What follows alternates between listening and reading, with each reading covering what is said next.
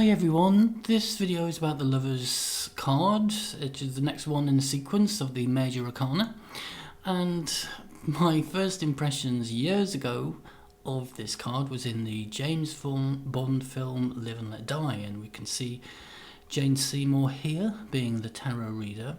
She reads for Roger Moore, and in a later scene he gets her to pick a card and she picks the Lovers, but we find that he's in fact loaded the deck with each card being the Lover's card. I thought that was a fantastic thing to do, because I think I would do the same working with such a beautiful actress as Jane Seymour. If only the Lover's card was that simple though, but it isn't. It's actually quite a complex card. Crowley says, along with the Art card, it's the most complex card in the deck, and that will be reflected in the amount of symbolism that we will be talking about in this video. Before we go on to the divinatory meanings of the Lover's card, we'll just talk a little bit about the transition between the previous card, the Hierophant, and the Lover's card. So we have a transition here between the Hierophant and the Lovers. The Lovers is the first of the major arcana sequence, which has more than one central figure. Because if you think about it, we started with the Fool, which progressed onto the Magus, the Priestess. From the Priestess, we had the Empress, then the Emperor, card 5 is a Hierophant, and now we have the Lovers, which is under the rulership of Gemini, the twins. So we have this division in the Lovers. With the Hierophant, we had the association with the vow, which is a nail, and a nail is something which binds things together. So the Hierophant binds people in terms of their religion, their dogmas. It's to do with institutions, structures, ways of structured ways of life, structured ways of culture. With the Lovers, it introduces this concept of choice, because you've got the twins, you've got the sword, which separates things, and this card is very much linked with alchemy in the Thoth deck. And the Lovers can be interpreted in many different ways, on many different levels, as we'll see within the video. So we'll go on to the divinatory meanings, and for those that want to progress further into the video, we'll look at where those meanings are derived from, and where the symbolism relates to that meaning. So having said that this card has several layers of meaning, well, what are those layers? Just to give you an example, it could be between two people, in a relationship setting, such as I mentioned, between Roger Moore and Jane Seymour at the beginning of the video. It's also balance of opposites within the self, that inner marriage of opposites, and working on those parts of you to give a greater whole. And it's also the connection between the self and God, or soul unification with the divine.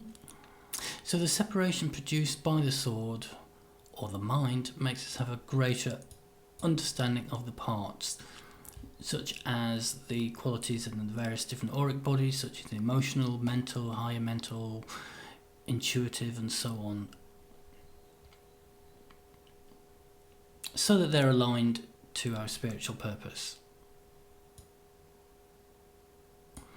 And I think, as I indicated, we let go of that which does not serve our highest aspirations.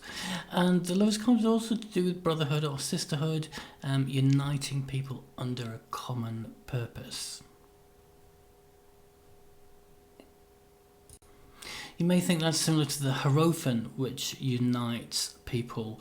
I think the difference here with the Lovers is that that process has been more thought about. So it's not like when you see people of perhaps the same family following the same religion without questioning.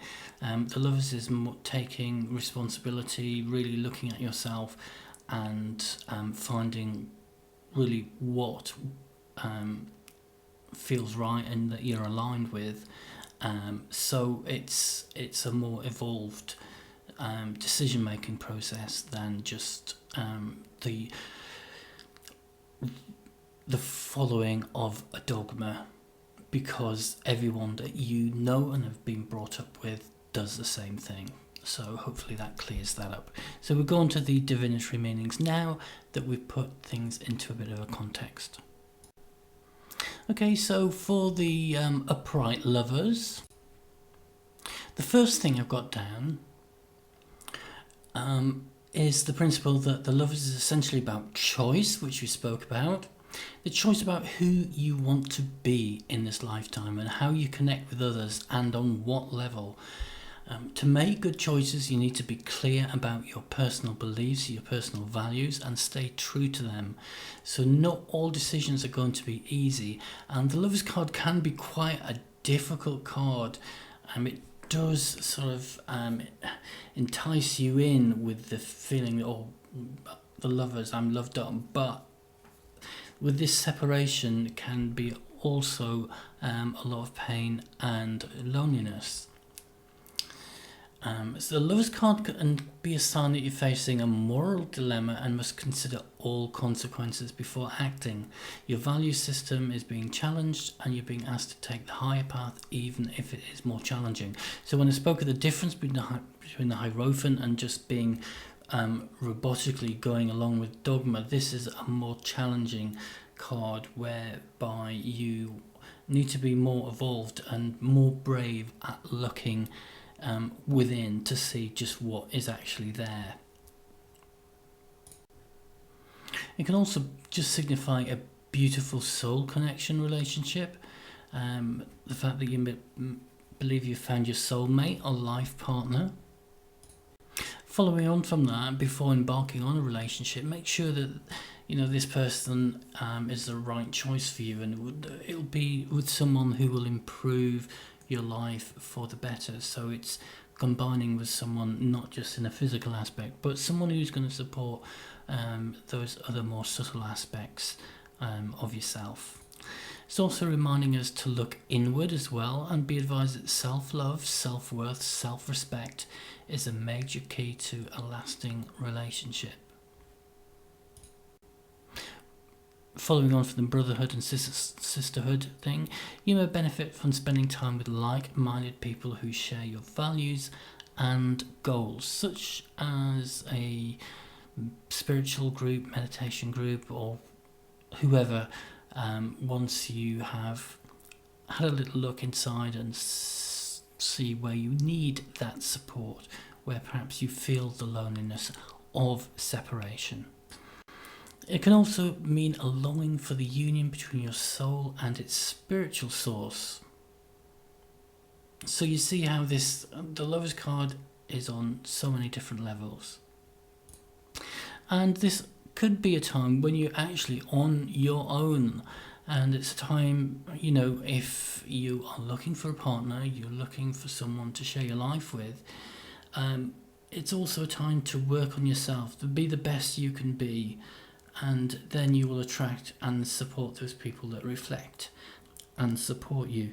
I know in the worst times of my life, I've, engaged in behaviours that have been way, way away from the best that I can be. And the sort of people that I attracted reflected that, going through the same thing. It's not to put anyone down whatsoever. It's just, I take responsibility for that. But it's, again, this quality of just reflecting inward to make sure that you have enough self-integrity. Moving on to the Lovers in the reverse position, could mean that the depth of feelings shared in a relationship aren't mutual. It doesn't imply that a relationship needs to end, but that maybe you should concentrate on restoring balance to the situation if possible, talking things through. Otherwise, you may realise that you have simply grown apart and it is time to move on. Reversed, the lovers can represent a time when you're out of sync with those around you, particularly your loved ones, and this can relate to close friends and family, not just relationship partners. So you may find that your relationships are strained and communication is challenging. Reversed, it can also mean not having enough self-love and self-respect, or feeling as if you don't have people in your life which share your common values, or values that are common to you. Reversed, you feel imbalanced within yourself and have lost sight of who you are and how to be at your best. So yes, the Lovers is about choice. So it may be that you got again going through this a difficult time, and things just seem extremely foggy, and that your relationships just are not seeming to support you at this present time. And obviously, within such a reading, you would give that client the means with which to empower themselves and move out of that difficult circumstance. Reverse, the longing for a soulmate in your life and feeling lonely on your own. Feeling cut off from your spiritual source due to perhaps internal conflicts. So you see, the Lovers is quite a complex card, and it does represent this division and longing to reunite on many different levels. So we'll have a look at the more philosophical aspects of the card, and then in the final part of the video we'll look at the application of the Lovers to the Celtic cross. Here's a quick comparison to the Lovers in the Rider-Waite deck. The Thoth Lovers card contains much more symbolism than the Waite, with a heavy emphasis on alchemy, which was first introduced in the Magus card. And as I said, it's the first card to have more than one figure in it, representing this separation. And it's a glyph of duality in essence. Can only really be understood in context to B.O.T.A 14, which is art, or which would be temperance in the Waite deck. In the Waite card here, it shows a naked man and woman sitting or standing here beneath the angel Raphael, which offers a blessing, that union between man, woman and spirit. And they have a backdrop of a fertile sort of landscape reminiscent supposedly of the Garden of Eden. And behind the woman here sits a small apple tree with a snake winding its way up the trunk. So the serpent and apple tree represent the temptation of sensual pleasures that takes one's focus away from the spiritual path. And behind the man here is a tree of flames, which represent his fiery passion. And that's symbolic of the Ace of Wands. And there is this mountaintop here which does seem to indicate some type of separation between the two. So from now on we'll concentrate on this Thoth card here and go through the various aspects of it.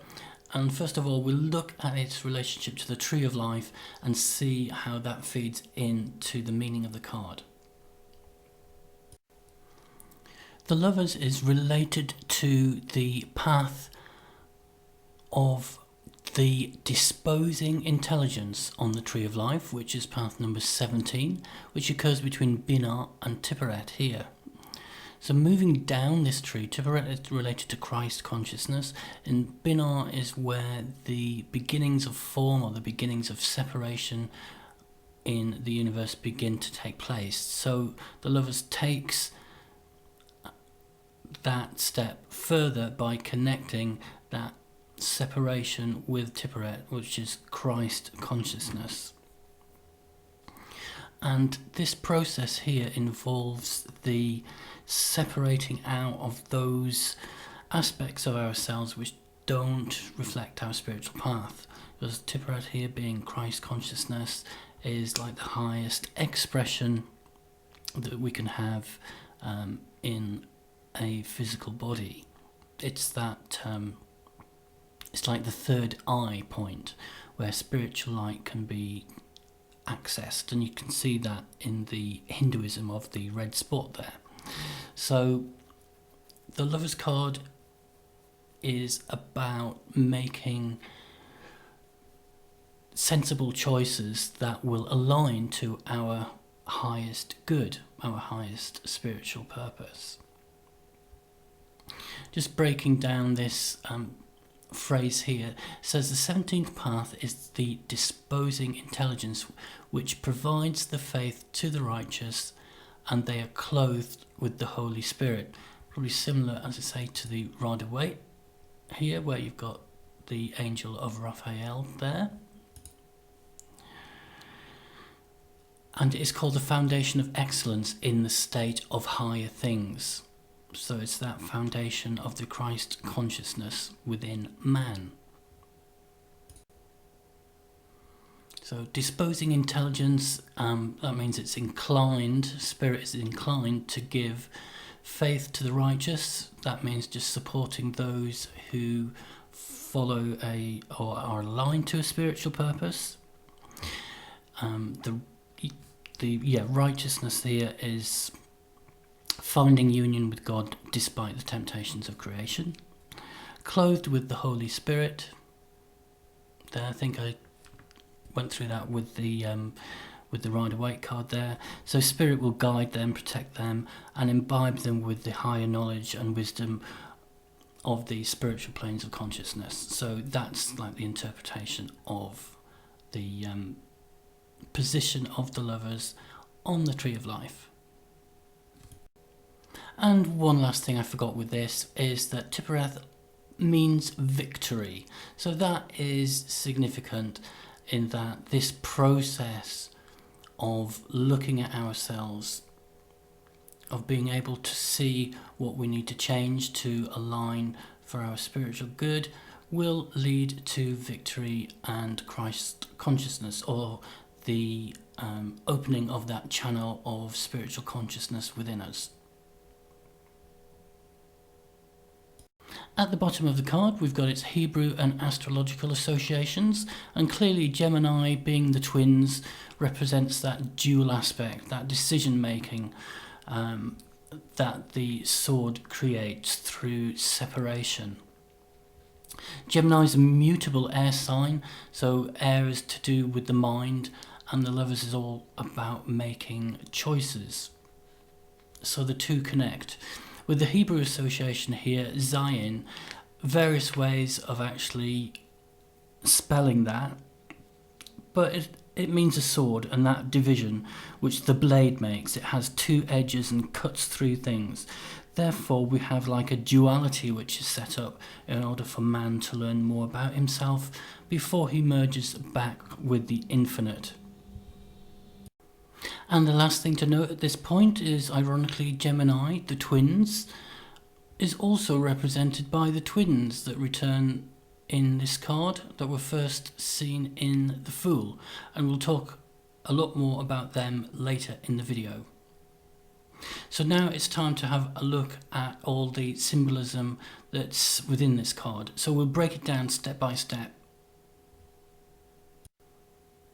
So I said at the beginning that the Lovers can only really be appreciated in relation to the art card, and this is in a nutshell, the alchemical processes that occur in each.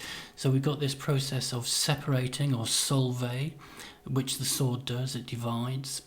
And in the art card you can see here in this melting pot that various different parts are put back together to create a new whole, and that's coagula, which is combining. So it's two very distinct processes, and it's all to do with the purification of the soul in its spiritual context. So the central figure in the Crowley deck is this hermit-like figure, which Crowley says is the form of the hermit, and he's officiating a marriage between the White Queen here and the Black King. In the Rider-Waite deck we have the angel Raphael initiating union between the naked man and woman. So here we have in the Lovers a form of the hermit. The hermit is associated with the astrological sign of Virgo, which is the fertile wheat, which we see in the background here. And also you have the spermatozoon here, representing fertility. And it's connected with the word Hod, and that is the creative power of the universe, and we saw that in the Ace of Wands with the phallic-like staff, which appeared in the as the central figure of the card. So we have like the creative spark of the universe giving union to the separate parts of creation, and this ultimately is completed in the art card. So we'll take a closer look just at this hand gesture that he's making here, and his gesture is called the sign of the Enterer. This is the hermit's scroll, containing the intelligence of the Logos or spiritual realms. The sign of the Enterer is to do with Thelema, which is the philosophy which underpins Crowley's deck. And it says the sign of the Enterer is performed by taking a step forward with the left foot and then leaning the body forward whilst thrusting out with both hands, fingers outstretched, as we've got here, as if reaching for something. Crowley says that this is also a sign of benediction, which means benediction is a blessing at the end of a religious ceremony, and also a sign of consecration, that's to dedicate something to a higher purpose. So when we look and have talked about the meaning of the Lovers on various different levels, it can be, as I say, a physical relationship, or it can be like a spiritual union. The Hermit is also cloaked, and that's to signify that the mysteries of life are hidden and are beyond the visible eye and the intellect. And this sort of principle is similar to what we see in the High Priestess of the Rider-Waite Tarot. In the Waite deck, she has this scroll which is partially hidden, and we have the Veil of Pomegranates here, which is like the veil between what we see in the world and the mysteries of the hidden which lie behind it. So the symbolism is all there in the Waite deck. You just have to sort of look for it more. Above the Hermit's head is this white light here, which is the white light of Keter, which is the purity of spirit.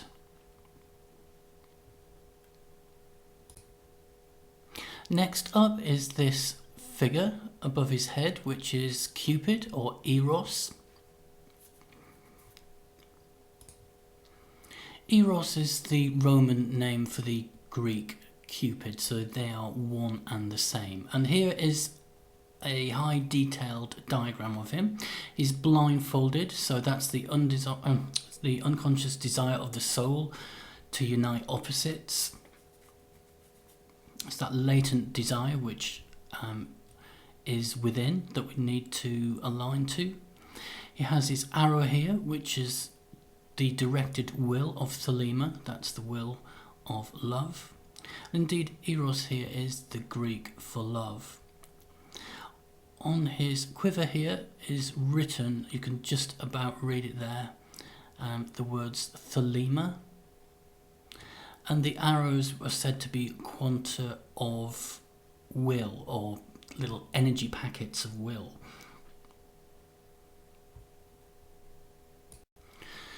So the law of thelema is the law of love under will. And in context, what this is saying is that it's only through the inner direction of love and using the will to go beyond the opposites of creation that we will find union with the whole.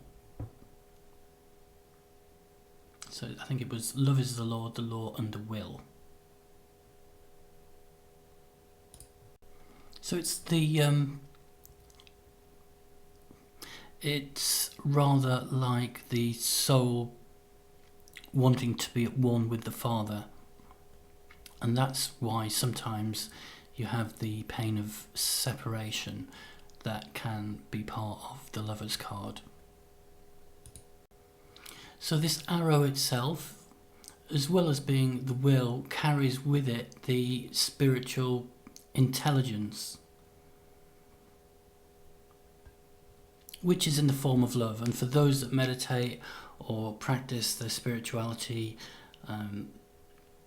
you will hopefully have found and had some experience of that love which is within, which is very different from the love that you find in a relationship. And again, we see where the art card fits in again, because the art card is also ruled by Sagittarius, the arrow, and you have the arrow on the figure's breastplate here. And in context, here it is, very small, but it's going up there and it's giving rise to all of these colours on the figures on the breastplate. So it's that directed will which eventually leads to union, and obviously these colours around the head region indicate the intelligence that the person who's travelled to this particular position on their spiritual path it's the wisdom and insight that they've gained from that union of opposites. At the very top of the card we have two female figures. On the right hand side we have the younger Eve representing life, and on the left, which looks like an older woman, we have Lilith representing death. And they're standing supposedly on the pillars of B.O.T.A, B.O.T.A being the third Sephiroth here, and which I said is where the beginnings of the formed universe takes place, and therefore you have the beginnings of life and death within that process. So they're representing the duality of creation, and here we have a sword archway. Let's say that archway extending on both sides, and you have the white light of Keta here. We also have these yellow hues, these yellow type of colours, and they represent the Sephiroth here, Tiphereth. So it's a heads up to that position on the Tree of Life, going into cosmic consciousness here. This slide looks at the symbolism of the king and queen in more detail. Now the king wears the crown of the emperor, and the queen wears the crown of the empress. Those are two cards we've already looked at.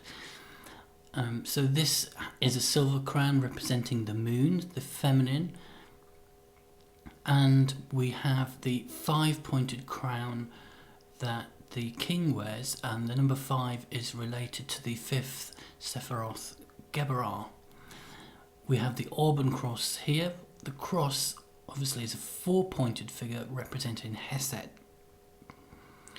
So we have the gold crown, silver crown, feminine, masculine, and then we have Gibora and Hesed. So they're representing the balance of opposites.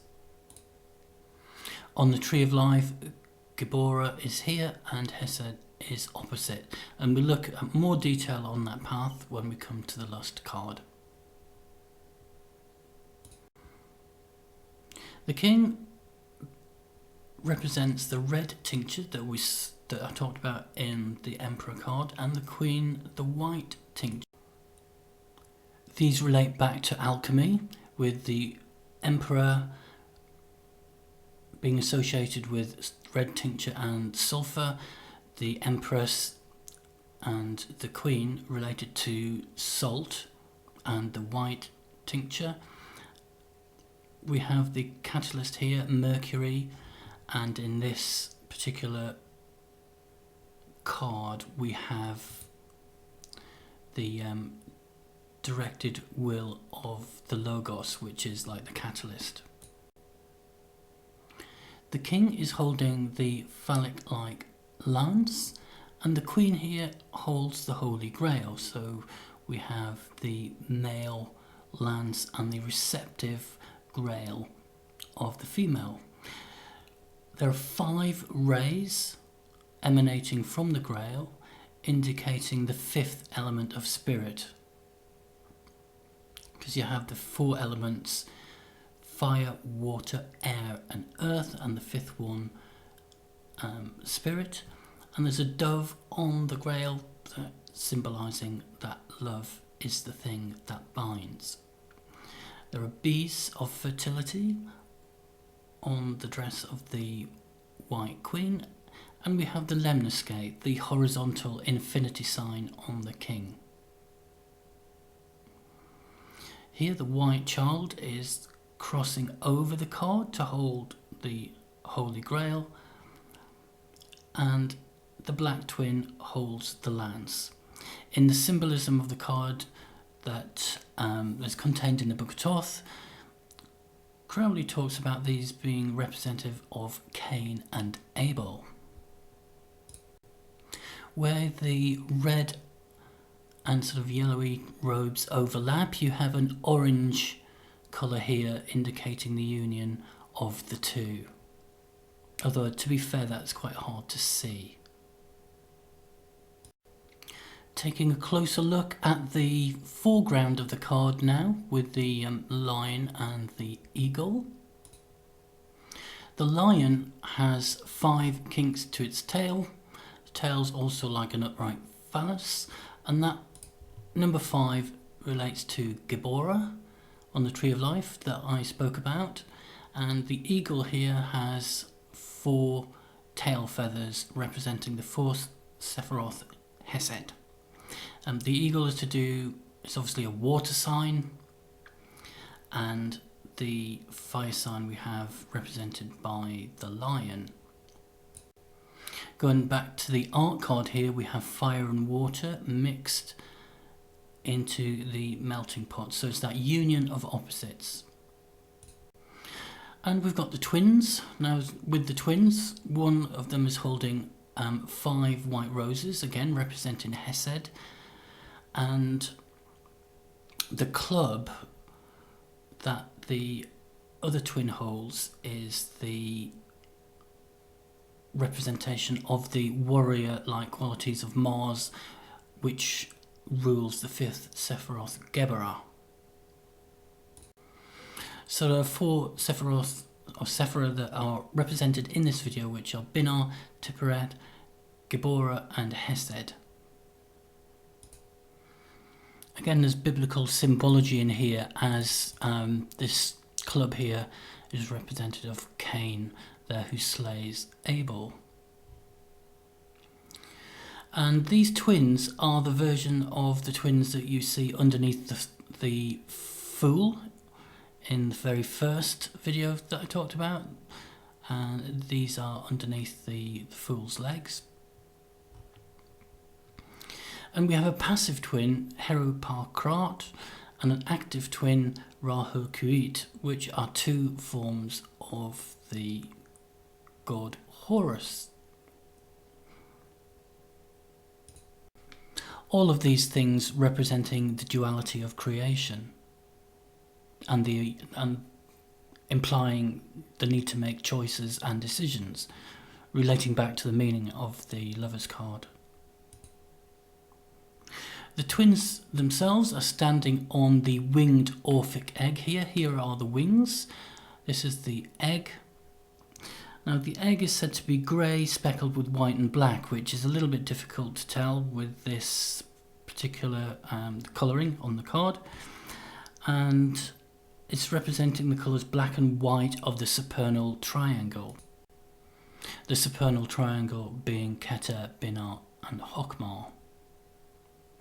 So you've got white and black giving grey. And this represents the fact that the Orphic egg of creation is holding in this intelligence of the universe, which is what they're standing on. And this whole thing, the winged serpent, is a form of Hadit, the god of wisdom in Thelema, which is like Keter on the Tree of Life.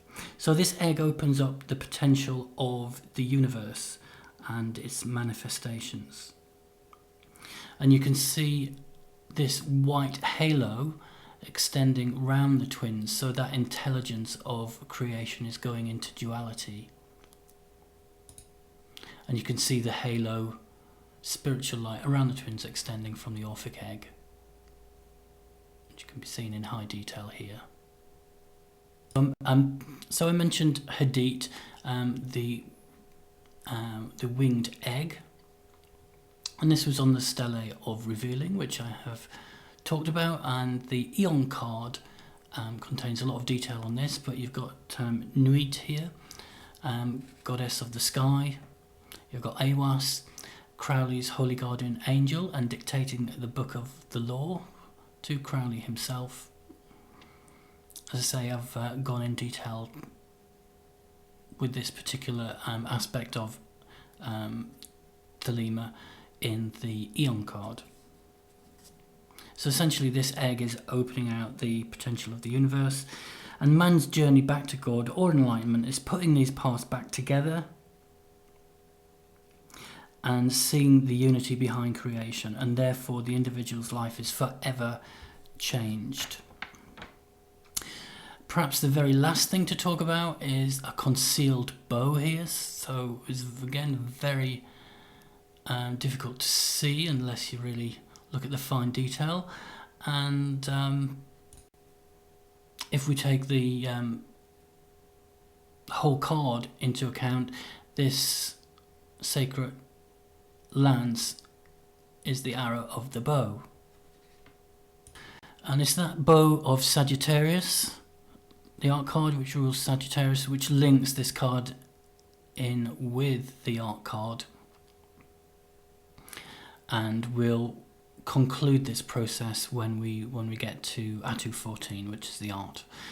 Okay, so that's it for the symbolism, and we'll now go on to the last part of the video, which is back to how to apply this information in a Celtic cross spread. In the last section of the video, we will look at the application of the Lover's card to the Celtic cross. So for the first position here, heart of the situation, it could mean that you have a decision to make about a relationship or potential relationship, and you need direction on the best way to proceed, remembering that the Lovers is about choices. Position number 2, crossing, current challenge affecting your issue. You feel as if you have internal conflict over a situation. It may be a relationship, it may be a family situation as well, because the Lovers also relates to family bonds, and are stuck at a crossroads.